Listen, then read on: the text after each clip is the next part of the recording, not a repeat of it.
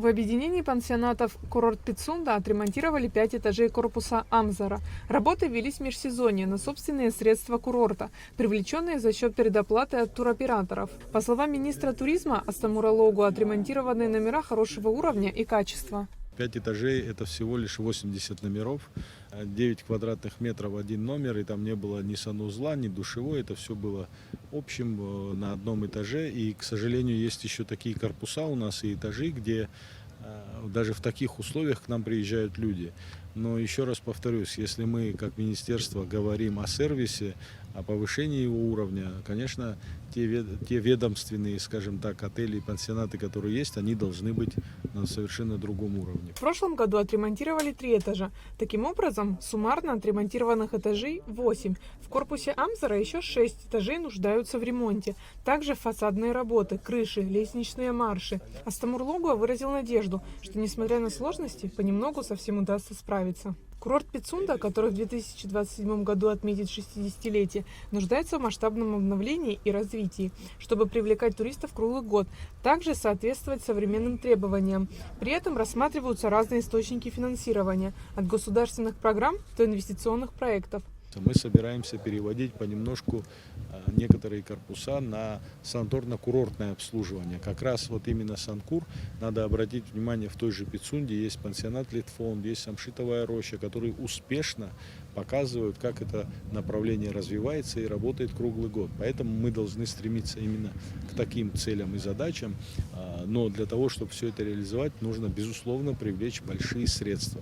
По словам Логуа, важно модернизировать инфраструктуру, улучшать уровень обслуживания и привлекать инвестиции при сохранении государственного контроля над ключевыми объектами. Только системное развитие и ориентация на современные стандарты позволят Абхазии укрепить позиции на туристическом рынке и обеспечить стабильный поток гостей вне зависимости от сезона.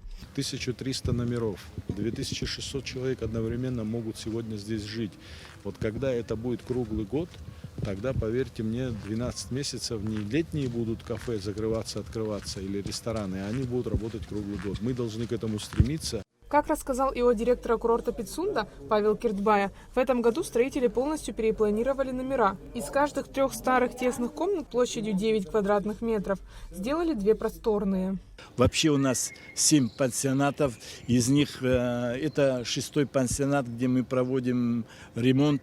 Еще 6 этажей осталось в пансионате Амзара, и вот следующий пансионат Маяк, который нужно полностью сделать. Тогда мы будем как бы более подготовлены, туристы будут более довольны, потому что номера у нас будут комфортные, удобные. Также во время выездной инспекции Астамур Логу пообщался с туристами. Только Пицунду посещаете? Нет, все проехали практически. Отлично, хорошего отдыха. Министр также посетил поликлинику курорта, где идет ремонт. Проведены коммуникации, проводка, канализация и не только. Черновая работа по 1-му этажу готова.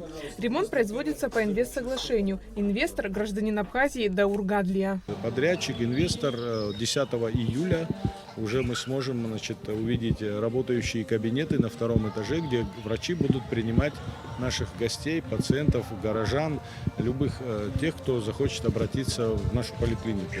Объекта остается курорт Пицунда, но у нас есть инвестиционное соглашение, и в рамках него мы будем делить прибыль, и, безусловно, это будет санаторно-курортный объект. Уже мы будем позиционировать курорт Пицунда не как только место, куда можно приехать летом, но и в любое время года люди, приезжающие сюда, будут, соответственно, получать вот такие дополнительные услуги.